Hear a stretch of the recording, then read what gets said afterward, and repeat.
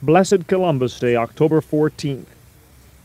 The year of 1892 marked a special time in Americans' holiday collection, for up until that date, Americans did nothing official by way of celebration for Columbus's great discovery. Congress voted funds for a great exposition, a Columbian exposition, to be held in Chicago, marking the 400th year of Columbus's voyage of discovery. People from all over the world came to Chicago to pay their respects and to show their gratitude for Columbus's discovery.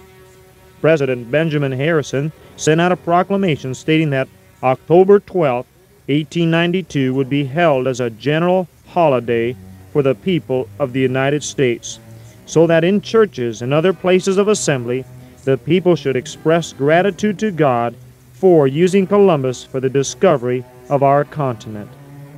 Thus, because of all the interest and participation of this great event, the Columbian Exposition, our nation adopted a yearly holiday to honor its principal founder, Columbus, moved by God for the voyage of discovery. I would imagine that many of you have perhaps not been aware of my historical devotions.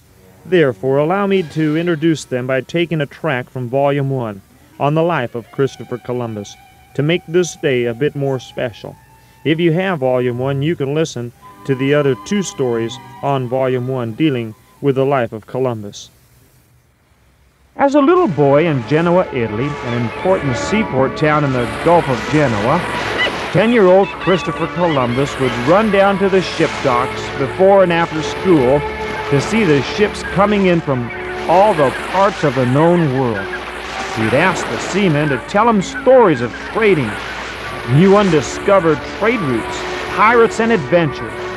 God was already working on this little lad, putting into his mind the fact that it would be possible to sail into the unknown sea and to circle the waters and to come up at what Columbus thought at that time would be India.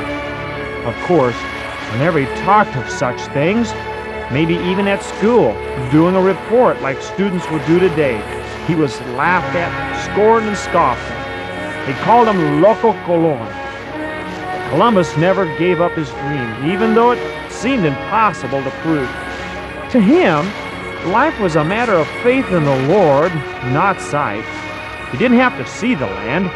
He just knew that a new trade route was somewhere out there waiting to be discovered by faith.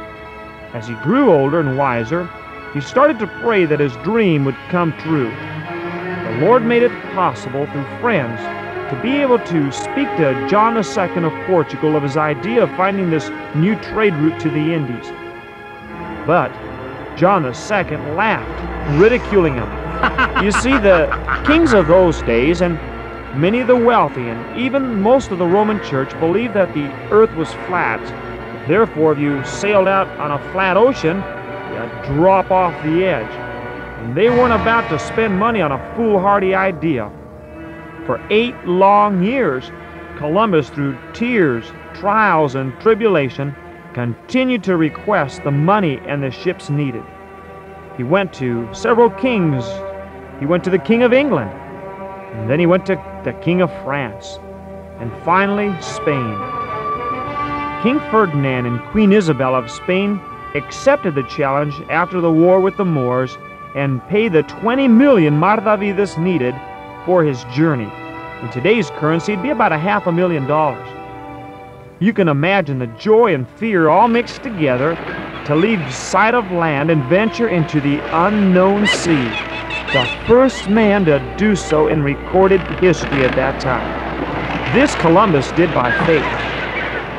We have to walk by faith much like Columbus did. In 2 Corinthians 5:7 it says, "For our life is a matter of faith, not sight." We too must live our lives by faith and dependence on the Holy Spirit. None of us have ever been to heaven, but by faith we venture into the unknown like Columbus. We trust Jesus as we go. Well, there you have it, a tract from Volume 1. God bless you this holiday. May it be special for you. Perhaps you'll someday be used of the Lord just like Christopher Columbus to do some great task for our nation. May God's richest blessing be upon you as you seek His face for His glory.